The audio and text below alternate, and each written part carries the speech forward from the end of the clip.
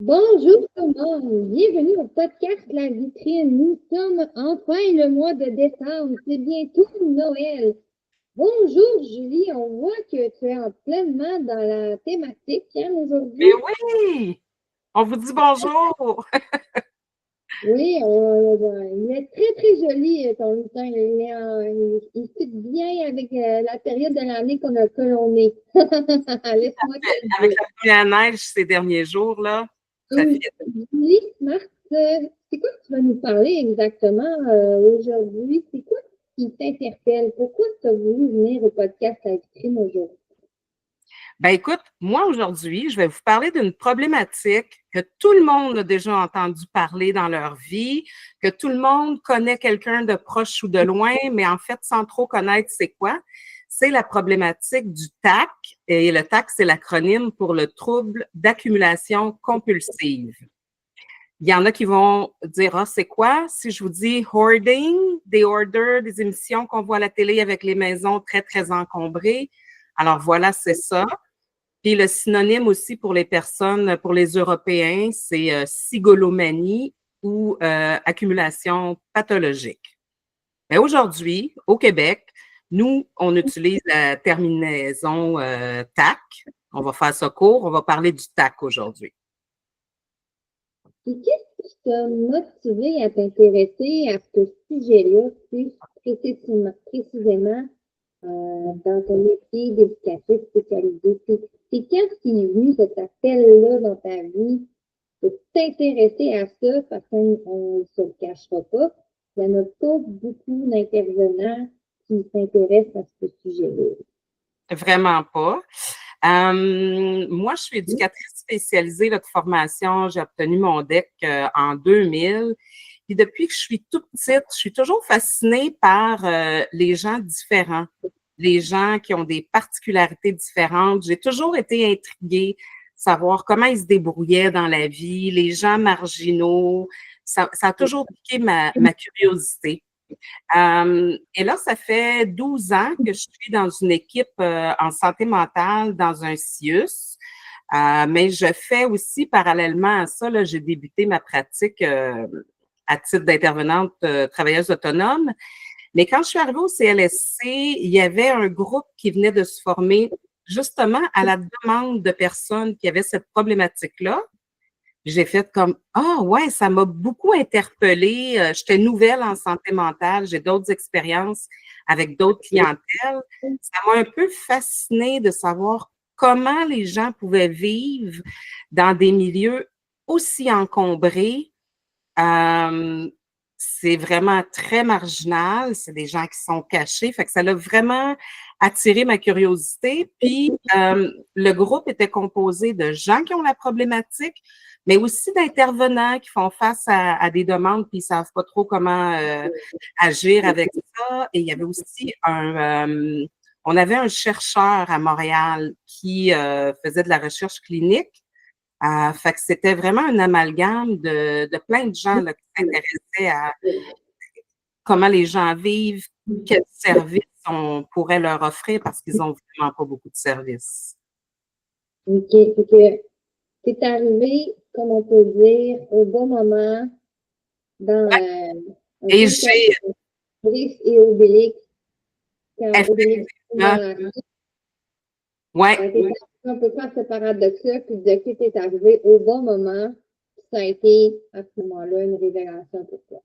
exactement. Puis un mauvais jeu de mots qu'on fait des fois, là, j'ai appris sur le tas. On dit toujours que les accumulateurs, c'est des tas d'objets, des piles. Ben, j'ai vraiment appris sur le tas parce que il y a effectivement pas beaucoup de gens qui connaissent cette problématique-là. Même dans le corps médical, j'accompagne des fois des clients chez des médecins. Ils savent pas c'est quoi. Ils vont dire, ben là, madame, vous avez de l'aide là d'une intervenante, là, fait que faites votre ménage. Mais c'est pas comme ça que ça fonctionne. Puis, il y a encore énormément de gens qui confondent la problématique du trouble d'accumulation compulsive avec le syndrome de Diogène. Puis, si vous faites des recherches sur Internet, là, il y a encore plein de textes qui portent à confusion justement là-dessus. Mais le syndrome de Diogène, c'est complètement différent du TAC. C'est quoi, qu'est-ce qu'il y a de différent pour ceux qui connaissent pas ça? Exact. C'est qu'à première vue, quand on arrive dans un milieu, là, pour vous, les références que vous pouvez avoir, là, c'est les shows américains qu'on voit à la télé, là, avec des maisons bien encombrées, souvent insalubres, avec c'est vraiment beaucoup de stock, là. La différence, pour quelqu'un qui s'y connaît pas, là, à première vue comme ça, on va pas remarquer la différence. Sauf que les différences majeures, c'est que Diogène, qui est appelé à changer de nom d'ailleurs, qui va éventuellement s'appeler le autonégligence sévère de l'adulte. Donc, c'est vraiment de la négligence de sa personne et de son environnement. Et ce qu'on va retrouver chez une personne qui a le syndrome de Diogène, c'est davantage des choses de tous les jours. Là. On mange de la nourriture, des sachets, des poubelles, tout ce qui contient notre nourriture. Les vidanges sont pas sortis, peuvent laisser traîner de la nourriture, il va avoir des mouches. Il y a vraiment beaucoup d'insalubrité dans un cas de Diogène. Mais un cas de Diogène, faire une comparaison très rapide, là, c'est un peu comme de l'Alzheimer. Diogène, c'est pas une problématique de santé mentale, c'est neurologique. On peut pas faire d'apprentissage à une personne, d'enseignement à une personne qui a un syndrome de Diogène. C'est comme si on voulait enseigner des maths à quelqu'un qui a la maladie d'Alzheimer, ça va être des coups d'épée dans l'eau.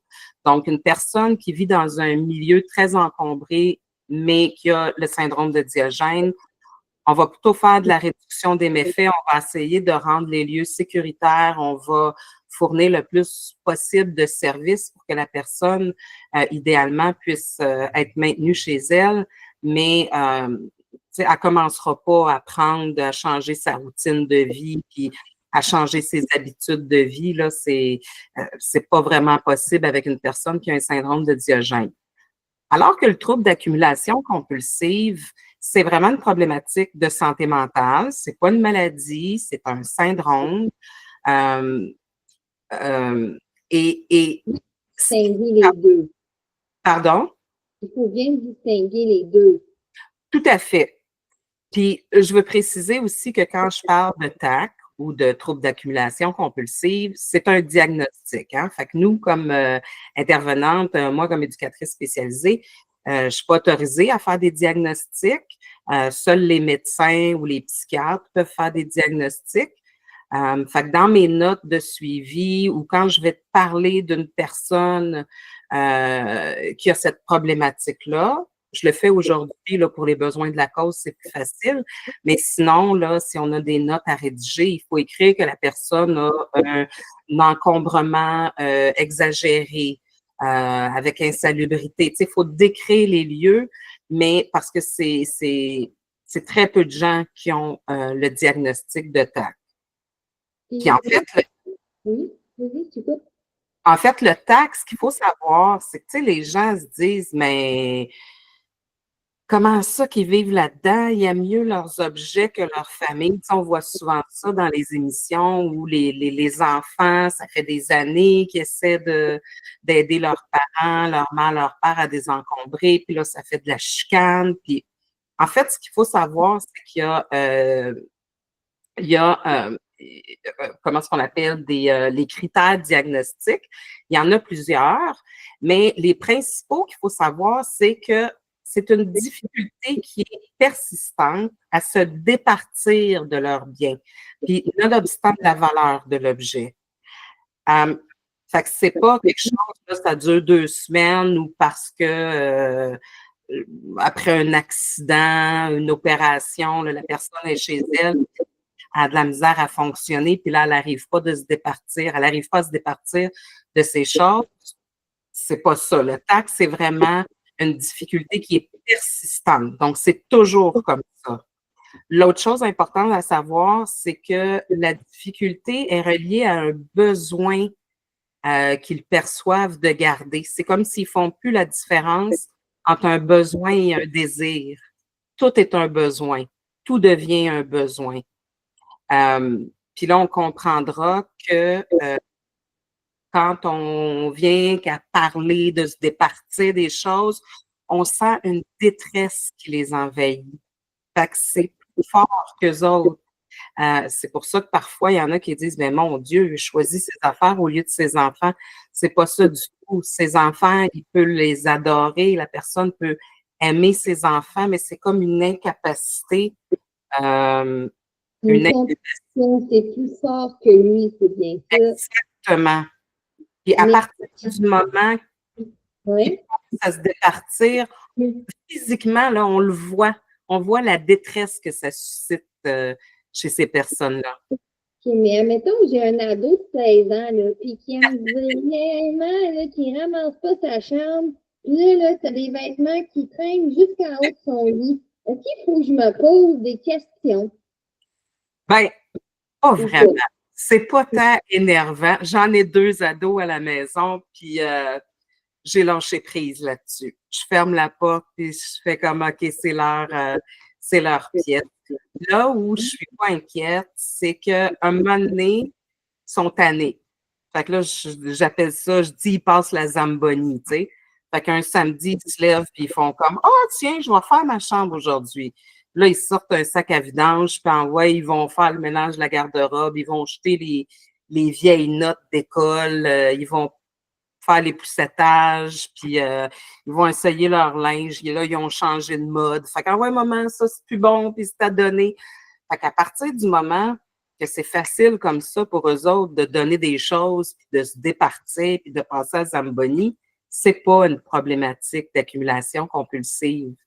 Parce que le temps, je dis, je reviens à la difficulté, puis à la détresse de se départir, mais il y en a qui vivent dans des milieux encombrés, puis il y a du stock, puis on fait comme, oh my God, c'est le bordel ici, je ne serais jamais capable de vivre ici. Mais bordel veut pas dire trouble d'accumulation compulsive parce que le trouble, c'est vraiment quand les espaces de vie deviennent complètement encombrés. Ça veut dire que là, les gens sont plus capables de cuisiner parce que le comptoir est encombré, tous les espaces peuvent plus manger à table à cuisine parce qu'il y a du stock sur la table. Des fois, ils ont juste toute petite place pour manger. Le salon, ben c'est plus un salon parce qu'ils n'ont plus de place sur le divan. Ou des fois, un divan va servir de lit parce que dans leur chambre, c'est plus possible de dormir dans leur lit tellement il y a de choses. Des fois, ils sont même plus capables de se rendre au lit. Il y en a qui peuvent plus prendre leur bain, plus prendre leur douche parce que ces espaces-là sont complètement encombrés. Il y en a qui vont, tu sais, quand les gens vivent dans un milieu comme ça, il n'y a personne un jour dans sa vie qui s'est dit, moi, plus tard, j'aimerais tellement ça vivre dans un appartement comme ça. Là. Justement, qu'est-ce que ça fait que pourquoi le monde en arrive là? Parce que pourquoi il est là? Tu sais, comme je dis, c'est encore, il y a encore peu de recherches là-dessus. Ce que la littérature dit actuellement, c'est qu'il y a beaucoup de génétique. Donc, le taux de génétique, donc des gens qui en ont dans la famille, ça peut être un parent direct, là, une mère, un père, mais ça peut aussi être une tante, un oncle. Donc, ça, il y en a beaucoup. Il y a aussi les enjeux d'attachement et d'abandon dans l'enfance. Donc, un enfant qui a eu des parents qui ne s'occupaient pas de l'enfant adéquatement, un enfant qui était délaissé, puis que, il brisait quelque chose dans la maison, mais là, sa mère le chicanait vraiment très, très fort, mais quand il faisait quelque chose de bon, il n'était jamais félicité. Tout ça, des fois, les rapports d'attachement ou d'abandon fait que les gens vont développer cette problématique-là. Puis pour eux autres, les objets deviennent comme leurs amis, les objets deviennent, ils peuvent même leur accorder des attributs humains. Il y en a qui vont nommer, qui vont donner des noms à leurs objets. Faut savoir que ça fait partie de la grande famille des, comment on appelle, des troubles obsessionnels et les troubles associés. Donc, ouais, effectivement, les troubles obsessionnels. Donc, on voit qu'en dessous de ça, il y a énormément d'anxiété. Hein, et les particularités, justement, des gens qui ont cette problématique-là vont faire énormément d'évitement et de procrastination parce que l'anxiété d'avoir à songer à se départir, donc ils vont contourner. Quelqu'un qui a un TOC, là, vous savez, tu sais, un trouble obsessif compulsif, les gens qui ont des rituels de se laver les mains X nombre de fois, ça aussi, c'est très souffrant. Mais la souffrance, elle est comme immédiate. Donc, là, il faut qu'ils se lavent les mains. Puis là, ils ont des pensées. Puis là, il faut qu'ils se relavent les mains. C'est que leur souffrance, les gens qui ont un TOC, elle est immédiate. Alors, les gens qui ont un TAC, ben, ils vont éviter la souffrance parce qu'ils ont l'objet. Bien, eux autres, il n'y a pas de problème, mais dès qu'il serait question de s'en départir, c'est là que la souffrance arrive. Fait que, ben, pour éviter cette grande souffrance-là, ben, ils vont faire soit de la procrastination, ils vont remettre ça à plus tard. Puis là, quand plus tard arrive, l'anxiété remonte, hein, ou sinon, ils vont faire de l'évitement. C'est une grande particularité. Il y a aussi c'est des gens qui sont très perfectionnistes. Donc, c'est comme s'ils veulent atteindre la perfection, puis là, à un moment donné, quand ils se rendent compte que la perfection est inatteignable, ben, ils tombent dans l'autre extrême. Une autre particularité aussi, c'est des gens qui vont vous dire j'ai des problèmes de mémoire. Il y en a qui vont avoir des post-it partout, des rappels, mais c'est pas vraiment des problèmes de mémoire parce que ces gens-là, la difficulté, cette détresse-là, elle est vécue avec leurs choses à eux autres, les choses qui leur appartiennent. Mais une femme de ménage peut vivre dans un milieu encombré et insalubre alors qu'elle est une excellente femme de ménage chez monsieur, madame, tout le monde, impeccable, à votre justice, ça. C'est particulier, hein? Oui, j'aurais pas pensé à ça. Est-ce que c'est des traumas, des abus qui peuvent m'emmener à ça ou ça peut être général, ça peut aller affecter à un moment donné toute la population générale? Comme je disais tantôt, il y a beaucoup de génétique là-dedans. Puis une comparaison là, que je fais qui n'est pas scientifique, là, mais quand je la nomme, les gens comprennent souvent. Il y a des gens schizophrènes. Vous savez, c'est comme s'ils portent le gène de la schizophrénie, puis un jour, les jeunes fument un joint, puis là, ça déclenche une paranoïa ou ça déclenche la schizophrénie. Le TAC, il y a un peu de ça dans le sens que c'est comme s'ils ont une fragilité à ça. Puis effectivement, à un moment donné, arrive un trauma, un événement très, très stressant, très difficile à traverser pour eux dans leur vie. Et là, ça va déclencher ces symptômes-là. Ça peut arriver à tout le monde. Puis, il faut aussi faire attention, là. Il y en a qui vont te dire « Oh my God, j'ai un TAC! » Mais c'est un peu comme dans tout, là. Avoir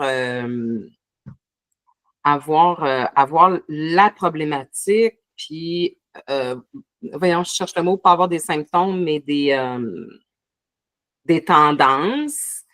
C'est pas parce qu'on a tendance à être un peu bordélique.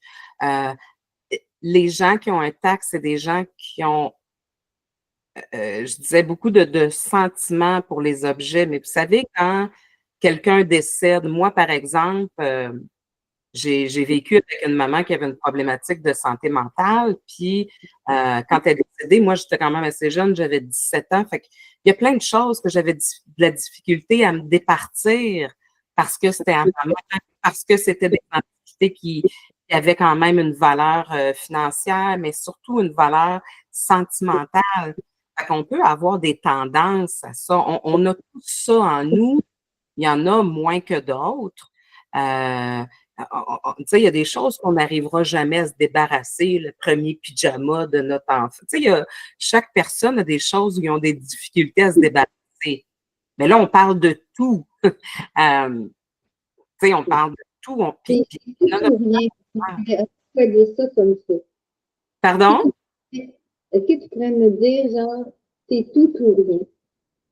Et autant qu'on ne veut pas se départir du pyjama de notre premier enfant, autant qu'eux autres, ben, c'est de tout qu'ils ne veulent plus se départir parce qu'ils ont un lien avec chaque objet. Ben, il y a des thématiques qui reviennent. Puis c'est rarement juste une thématique.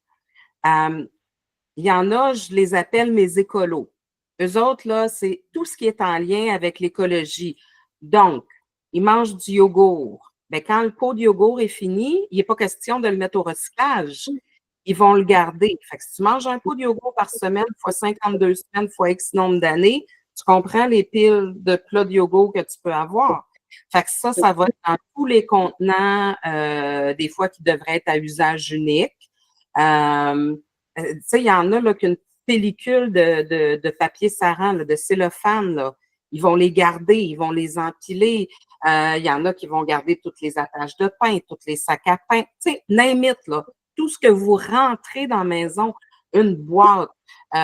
Puis là, ils vont me dire, ben ça, pour l'écologie, ben tu sais, je vais le recycler, mais des fois, c'est long. Ou des fois, ils se disent, puis pas des fois, ils vont tous vous dire qu'ils vont faire quelque chose avec leurs objets. Le problème, c'est que le projet se réalise jamais. Donc, tantôt, je mets une catégorie que, tu sais, je les appelle mes écologistes. Il y en a d'autres, la thématique, c'est parce qu'ils ont peur de perdre des informations. Fait que ça va être genre ceux qui gardent leur rapport d'impôt depuis 1962. Là, ils ont tous leur rapport d'impôt dans des boîtes. Les personnes qui vont garder beaucoup de livres de recettes. Tu sais, c'est comme, ah oui, je veux pas perdre. J'ai vu une belle recette, ça a l'air bon, mais ils l'ont jamais cuisiné, puis ils la cuisineront jamais. Puis si tu leur demandes, hey, où ta belle recette de tarte à farlouche, ben, ils pourront pas aller te la chercher, la recette, parce qu'ils savent pas où elle est. Mais il y avait une incapacité de se départir de ça parce qu'ils avaient peur de perdre des informations. Fait qu'il y a toutes sortes de thèmes là, comme ça. Il y en a que c'est des au cas où. Je vais garder ça au cas où. Tu sais, des objets brisés. Il y en a aussi qui vont s'associer aux objets. Parfois, des objets brisés, ils se disent, ben, l'objet est brisé, il peut pas. C'est comme si on mettait une personne handicapée au vidange. C'est un peu ça pour eux autres. Ils se disent, ben non, l'objet est brisé. Moi, je vais le réparer, je vais l'amener chez nous, je vais le sauver, je vais le réparer. L'affaire, c'est que l'objet, il est jamais réparé. Il y en a d'autres qui vont dire, ah, ça, c'est beau, c'est vraiment spécial, ça a des belles couleurs, je préfère un œuvre d'art, je préfère ça chez nous, puis ils ramassent, puis ils ramassent, puis ils ramassent, sauf que les projets se réalisent jamais. Fait que ce qu'on comprend, c'est que les objets rentrent dans leur milieu de vie, mais ils sortent jamais. Puis au-delà de la problématique de ne pas être capable de se départir des objets, ben, il y a la problématique d'acquisition des objets. Fait que l'acquisition, ça peut être les gens qui ont un trouble d'achat compulsif. Donc, il y en a qui vont aller magasiner, puis là, ils vont voir, ils aiment la... Comment? Aller courir les spéciaux parce que c'est à 90% ou à 60%. Exactement. On peut donner l'exemple du vendredi fou, du Bunny qui s'en vient. Tellement. Ils vont acheter plein de choses. C'est parce que, comme je disais tantôt, pour eux, tout devient un besoin. Fait que, tu sais, ils sont sur leur téléphone, là, puis ils pop-up une publicité, là, puis ils vont se dire, oh, hey, j'en ai besoin. Mais ils réfléchissent pas, ils n'en ont pas besoin, ou ils en ont peut-être déjà deux, trois, en quelque part, puis ils le trouvent plus. Fait que là, ils disent, ah, j'en ai besoin parce que là, je le trouve plus. Fait que quand je vais en avoir besoin, ben, je vais l'avoir. Fait que je vais l'acheter. Fait que, tu sais, magasin Dollarama, tout ça, ils font bien de l'argent avec eux autres. Toutes les commandes en ligne, puis tu sais, les commandes en ligne, en plus, là, eux, ils ont de la difficulté à gérer et à organiser toutes leurs affaires. Fait que c'est triste parce que ils commandent plein d'affaires en ligne, puis des fois, ça arrive, ça fait pas, puis ça reste là, ils retournent pas. Fait que les choses s'empilent. Puis tu sais, comme tu dis, il y en a qui vont faire ah oui, le Tide est en spécial à telle épicerie. Fait que là, ils vont aller en acheter 5 boîtes, là, tu sais, ils vont prendre le maximum qu'ils peuvent. Ils vont se dire, ben là, je sauve de l'argent. Par contre, ça prend beaucoup de place, tout ça, chez eux.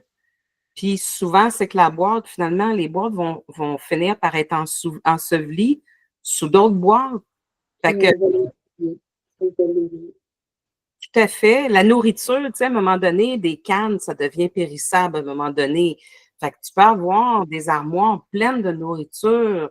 Mais tu sais, c'est arrivé que je sortais des cannes, puis ça fait 3 ans qu'ils sont passés date. Fait que, puis là, tu leur expliques que finalement, ils n'ont pas fait d'économie parce que ils vont être obligés de l'acheter, la canne, ils ne peuvent pas la manger. Fait qu'en fin de compte, il y en a qui ont tellement de choses chez eux que ils sont à risque d'éviction. Fait qu'ils vont se louer des entrepôts pour vider l'appartement puis que ce soit correct lors de la visite. Mais il y en a qui sont rendus avec plusieurs entrepôts. Fait que vous comprenez que c'est pas de hey, moi je rêve à ça dans la vie, puis je rêve à acheter de l'argent par les fenêtres parce que je suis pas capable de me débarrasser de mes pots de yogourt, tu sais.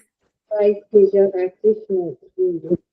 Il faut vraiment comprendre à la source de pourquoi que ça se produit aujourd'hui dans notre société de consommation. Exactement, ouais. Puis, je pense que aujourd'hui, pourquoi que tu es venu, c'est que tu veux sensibiliser les gens à cette problématique-là qui n'est pas encore assez parlée. On ne peut Non, pas tomber dans le jugement, dans tellement. le mépris, au lieu d'essayer de s'asseoir et de comprendre le fin fond du pourquoi. Je crois que ta mission, ton mandat est valable. Je crois Ouais, que tu mérites de faire connaître ça à son juste titre parce que ça peut emmener bien des problématiques sous-jacentes et des difficultés relationnelles, etc., etc., etc. oui, Je comprends pourquoi tu vas en parler et que peut-être que tu veux t'élancer à plus grande échelle au niveau de l'entrepreneuriat là-dedans, parce que je pense que c'est pas juste à Montréal, c'est vraiment partout. Ça peut être sur la côte nord, comme à Lévis, comme à Montréal. aux États-Unis, en Europe, il y en a partout. C'est un phénomène social. C'est ça qu'il faut comprendre. Puis, il Tout à faut fait. essayer de s'asseoir, de l'analyser au lieu de nous juger. Moi, c'est vraiment ça que je comprends avec toi aujourd'hui. Puis ça part souvent d'une longue souffrance, Exactement. longue date. Puis tu sais, c'est peut-être des gens ont moyen de compenser, ont moyen de se sentir moins seul. D'être humain, est drôlement bien bâti pour combler ses besoins par ces mécanismes et ces schémas. Puis il y a beaucoup de choses que je me rends compte, parce que j'ai beaucoup sur l'inconscient ces temps-ci. Il y a beaucoup de mécanismes qui se passent dans l'inconscient. Tout à Faut fait. faire monter ça dans le conscient pour prendre conscience qu'on est rendu là. Ah ouais, je suis rendu à ce point-là. Ça prend beaucoup de vouloir, c'est un travail de longue haleine. Puis chapeau les intervenants qui accompagnent ce type de gens-là. Ouais. En fait, tu as bien compris, hein, ça se résume à il y a un être humain hein, derrière tout ça et il y a de la souffrance. Puis, comme tu dis, les êtres humains, on va développer des mécanismes de défense. Pourquoi on ne le connaît pas, celui-là? Ben, en fait, moi, tu sais, je résume ma formation d'éducatrice comme il n'y a pas de bon ou de mauvais comportements, mais il y a des comportements qui sont mal adaptés. Cette problématique-là, je la compare à l'alcoolisme, au jeu, à la consommation de drogue. Il y a, tu sais, les gens qui consomment, qui sont dans des situations comme ça, c'est qu'il y a une souffrance à l'intérieur, puis ils essaient de se protéger avec un moyen qui est mal adapté. Hein, si on prend le geste de frapper, ben c'est sûr que dans notre société, on vit en société, il y a des lois, il y a des règlements. Donc, si je suis en colère contre une personne, si je frappe cette personne-là, c'est un comportement qui est mal adapté. Mais si je suis en colère puis que je m'en vais au gym ou que je m'installe un punching bag chez nous puis que je frappe dans le punching bag, ça reste exactement le même geste. Mais frapper dans le punching bag, ça va me faire du bien, ça va me défouler, ça va extérioriser ma colère.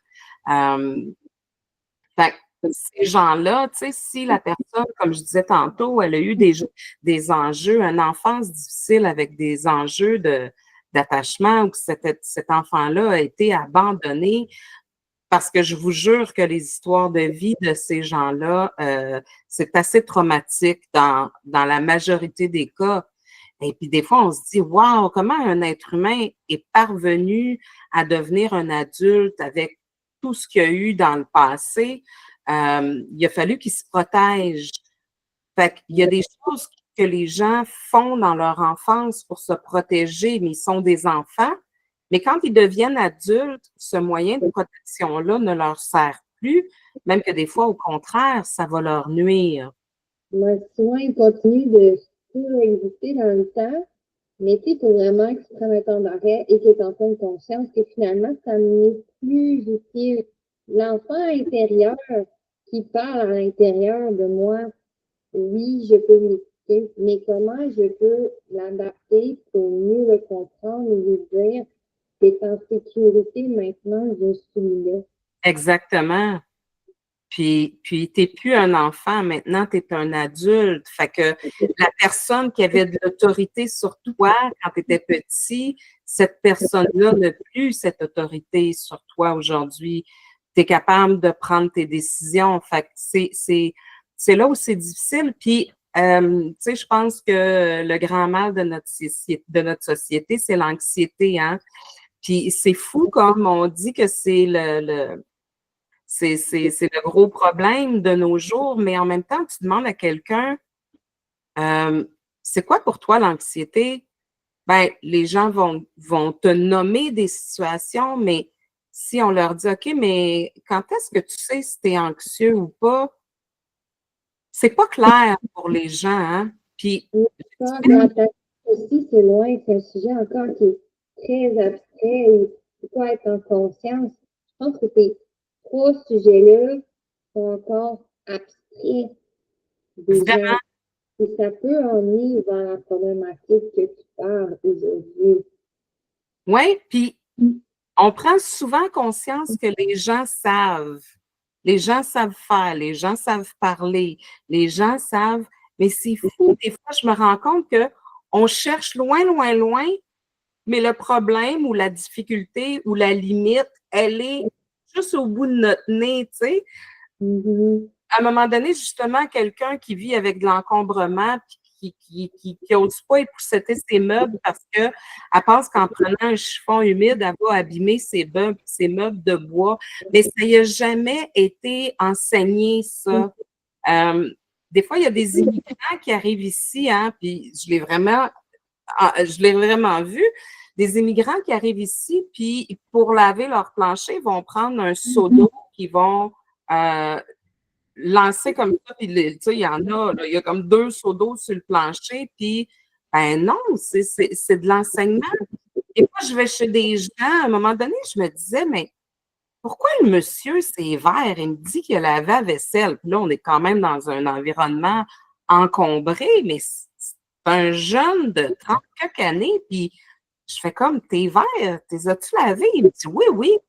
Puis à un moment donné, je fais, moi, donc, comment tu fais tes choses? Puis ben, finalement, il commençait par ses chaudrons, puis il finissait avec ses verres dans l'eau froide graisseuse. C'était comme, il ne savait pas faire le lavage. J'ai déjà vu quelqu'un mettre de l'eau de Javel dans tout le temps quand il fait le lavage, en se disant, ben oui, mais ça désinfecte. Je fais, ouais, mais pas de lavage dans les vêtements de couleur. Tu sais, fait que des fois, on prend pour acquis que les gens savent. Les gens ne savent pas. Fait que l'anxiété, c'est vraiment quand il arrive un événement, un stress, hein, quand il arrive, je sais pas moi, on se revient de bord, puis il y a un ours en arrière de nous, on va faire puis là, notre corps va déclencher. Hein, lui, il va se mettre en protection. Il dit, ton corps, il se déclenche, puis là, il fait comme, il faut t'attaquer ou que tu te sauves. Fait que tout notre système nerveux va s'enclencher. Le cœur va se mettre à pomper plus vite le sang pour que le sang s'en aille directement dans nos muscles pour qu'on soit prêt à soit attaquer ou soit prendre nos jambes à nos coups puis partir. C'est ça l'expression, prendre nos jambes à notre cou puis partir. En tout cas, que là, là, c'est vraiment le système d'alarme. Puis là, ça, c'est déclenché cette réaction-là que notre corps pour lequel notre corps s'active intérieurement, c'est déclenché sans même qu'on y réfléchisse. Là. Ça, c'est notre cerveau, notre cerveau reptilien. Hein, c'est un réflexe, soit qu'on a peur, ça déclenche. Puis là, c'est pour ça qu'on va avoir des étourdissements, le cœur va battre vite, on va sentir notre cœur battre plus vite. Des fois, on va avoir les extrémités plus blancs parce que le cœur va pomper le sang pour qu'on soit prêt à traquer. Fait que là, qu'on ait du sang qui est jusqu'au bout des doigts, c'est plus important. Puis, notre système digestif, là, quand on est en mode attaque ou fuite, notre système digestif, là, c'est pas important. C'est pas là que les efforts vont se concentrer. Fait que ça, c'est un événement stressant. Mais l'anxiété, quand on est anxieux, c'est la même chose. C'est comme si ce déclenchement-là, c'est comme une alarme de feu qui part non-stop. Hein? Quand on vit de l'anxiété, c'est que ces symptômes-là, on les vit, mais on les ressent pas. Fait qu'on a encore, puis ça affecte notre système nerveux, puis quand notre système nerveux il est fatigué de fonctionner non-stop, bien ça affaiblit notre système immunitaire. Puis là, on tombe malade. On est plus fragile à attraper toutes sortes de choses. Le corps, l'esprit, c'est un tout. Si on ne va pas bien dans notre tête, on n'ira pas bien physiquement. Si on ne va pas bien physiquement, c'est dur d'être bien dans sa tête. Quand il y a quelque chose, il faut s'arrêter. Puis quand je parle de ça, c'est pas de s'arrêter puis de faire de la méditation, mais c'est juste de s'arrêter puis de se dire, c'est quoi qui a changé en ce moment? C'est quoi les symptômes? Exactement. C'est quoi que je vis? OK, mon cœur bat vite. Mon cœur bat vite. Oh, parce que j'ai un examen qui s'en vient. OK, mais c'est normal. Fait accueille-le ton cœur qui bat vite parce que c'est normal. Puis l'anxiété, si on était à 0 anxiété dans la vie, ben on serait mort. Qu'est-ce qui fait qu'on regarde à gauche puis à droite avant de traverser la rue? Parce qu'on veut protéger notre vie. On sait que si on traverse, faites juste l'exercice d'essayer de traverser une rue sans regarder. Vous ne vous sentirez pas bien dans votre corps parce que vous allez avoir peur de vous faire frapper. Fait que si vous me dites, OK, je vais fermer mes yeux, mais vous allez écouter attentivement pour voir s'il n'y a pas entendre s'il n'y a pas une voiture qui s'en vient. Fait que c'est ça l'anxiété. Fait que les gens, souvent, on prend pour acquis, mais on ne s'arrête pas. Fait qu'on n'écoute pas le système d'alarme qui part. On ne l'écoute pas, on ne l'écoute pas, on ne l'écoute pas. Fait que là, notre système s'use. À un moment donné, on crash, on tombe en burn-out, on est trop fatigué, on tombe malade parce que notre système immunitaire, il est fatigué, lui aussi. Ça d'être à l'écoute et en contrôle de soi. Parce qu'à un moment donné, quand un hamster va trop vite, on vient déconnecter du corps, de l'âme et de l'esprit. Il faut, je pense, au moment, on va prendre un 10 minutes dans la journée pour respirer, pour se reconnecter à soi. Exact. Mais Merci beaucoup, Julie. C'est très intéressant. Puis, pour le mot de la fin, c'est quoi que tu voudrais dire qui résumerait le quoi que ici aujourd'hui? C'est quoi le message que tu voudrais que les gens se rappellent avant qu'on te... Ben, comme dans le TAC, comme dans cette problématique-là des gens qui vivent dans l'encombrement, ne jamais oublier que c'est un être humain, puis que c'est signe d'une souffrance, c'est signe d'une détresse. Et pour connecter avec ces gens-là, juste prendre le temps de dire bonjour, de les écouter avant de les juger. Pour créer un lien avec une personne qui vit de l'encombrement, tout le monde leur dit oh mon Dieu, ben, on va venir t'aider, on va débarrasser. Mais c'est pas ça, parce que là, vous comprenez que juste de leur dire ça, ça fait monter l'anxiété. Et juste de les écouter dire oh oui, tu sais, parce que oui, ça peut être impressionnant.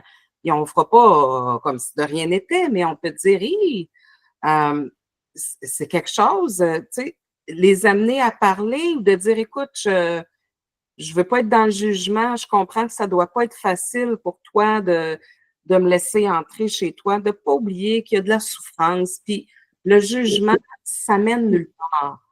La connexion avec les gens se fait par prendre le temps d'écouter, d'entendre ce que ça veut dire, tout ça. Et de comprendre surtout leur histoire de vie. Exact. Ce qu'ils sont devenus. Donc, si on veut te joindre, Julie, on peut te rejoindre comment pour en savoir plus ou avoir des conseils sur la formalité? On ne se le cachera pas que c'est comme avoir un bon voyage dans ce sujet-là. Joindre, Julie. Ben, tout à fait. Là, est-ce que tu vas, est-ce que tu nous laisses des, parce que là, on est... Tes coordonnées là, dans les Oui, groupes. je vais vous laisser les coordonnées, vous pourrez partager. Puis aussi, je vous invite, comme je disais là au tout départ, je faisais partie d'un comité. Donc, si vous voulez en savoir plus sur la problématique, je vous invite à aller voir le site accumulationcompulsive.ca. Donc, c'est le CATAC, le Comité d'action pour le trouble d'accumulation compulsive. On a monté ce site-là sur lequel il y a aussi un guide que vous pouvez télécharger moyennant des frais, mais juste le site comme tel est très intéressant. On prépare un événement, une semaine de sensibilisation là, en 2025. Comme je vous dis, moi, actuellement, je travaille dans un CIUS à Montréal, mais je fais aussi de la pratique comme intervenante travailleuse autonome. Je co-anime une formation qui s'adresse aux intervenants. Donc, vous pourrez m'appeler ou me contacter si vous souhaitez avoir un peu plus d'informations. Je pourrais vous indiquer comment vous inscrire à la formation. Sinon, là, en ce moment, j'ai pas encore débuté ma pratique en individuel, mais pour les intervenants, moi, c'est ma passion. Si vous voulez avoir des informations, des fois juste des petites lignes directrices, là, vous pouvez me contacter, ça va me faire plaisir. Merci, Julie Smart. C'était très intéressant et ça mérite d'être entendu, compris et qu'on s'attend plus à cette problématique-là dans nos diverses régions. Et merci à toi de cette belle initiative d'avoir parti ça puis de nous permettre de discuter de notre rôle de TES qu'on n'entend pas parler assez souvent, je trouve, mettre en valeur parce que je trouve qu'on a une des plus belles jobs parce qu'on travaille vraiment dans le quotidien des gens, vraiment. Et puis, on peut tout faire la différence quand on accompagne les gens dans leur routine et en essayant de les comprendre surtout, dans les sujets. J'ai-tu une petite minute pour rajouter, parce qu'on parle de ça d'être dans le quotidien, j'ai-tu comme un petit 2 minutes où je peux rajouter quelque chose de vraiment important que j'ai pas, qu'on n'a pas adressé? C'est la problématique d'accumulation, là, vous l'avez vu, là, les gens vivent dans un milieu encombré. Fait que là, on retient que souvent, ces gens-là dorment mal. Parce que je disais tantôt, il y en a qui peuvent plus dormir dans leur lit. Il y en a qui mangent mal parce qu'ils peuvent plus cuisiner chez eux. Fait que ils vont toujours manger du prêt à manger et tout ça. Fait que vous comprendrez que sur le régime de vie de cette personne-là, il va se développer des problématiques physiques considérables. Il y a toutes sortes de comorbidités, de la dépression, de la haute pression artérielle, du diabète, etc. Alors, ces gens-là, moi, je dis qu'ils accumulent, c'est des accumulateurs, mais des fois, je dis qu'ils accumulent aussi beaucoup les services de santé. J'ai pas dit tantôt, mais la prévalence là, du TAC, c'est entre 2,6 et 6 de la population, ce qui est vraiment très élevé.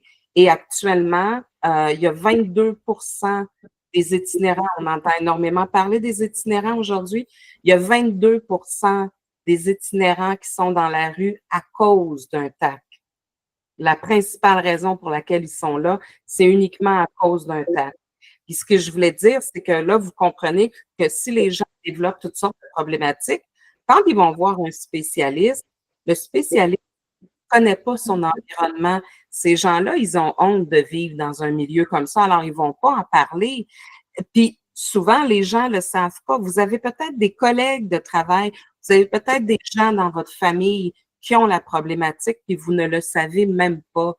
Fait que quand ils vont voir les médecins, puis que là, sont rendus un spécialiste du diabète, puis il est à l'insuline, tout ça, bien, le spécialiste, il ne voit que la pointe de l'iceberg. Il ne sait pas pourquoi. Si une personne laisse qu'elle doit faire de la réadaptation chez elle, des exercices, elle n'a pas de place pour s'installer puis les faire. Fait que c'est pour ça que je dis que le métier qu'on fait, moi, je trouve, avec cette clientèle-là, c'est vraiment le plus beau métier du monde parce que je fais ressortir ce qu'il y a en dessous puis de dire, il faut que les gens arrêtent de travailler en silo. On est les yeux et les oreilles de beaucoup de personnes. Exactement, exactement. Là, je leur dis, garde, vous comprenez pas pourquoi la personne ne se rétablit pas. Fait que là, il faut travailler ensemble. Fait qu'on est on est là-dedans, là, justement, d'essayer de briser ces silos-là pour démontrer l'importance de travailler tous ensemble. Puis ça, ben, ça part d'une éducatrice sur le terrain qui est en train de, tu sais, avec d'autres personnes, d'autres professionnels qui connaissent ça. C'est un grand apport. Tout à fait. Fait qu'on est tous importants là-dedans. Je suis aussi importante qu'un médecin parce que les accompagnements, les observations que je fais à la maison, le soutien que j'apporte pour que cette personne-là puisse se faire comprendre, puisse aller chercher des services, en obtenir, ça vient des gens qui sont sur le terrain. Fait que bravo tout le monde. Votre job d'éducatrice, on a une belle job. D'éducateur et éducatrice, on fait une belle job. Merci, Julie. Je te souhaite une bonne soirée à toi. Merci à tout le monde aussi. Bye. Bye, à bientôt.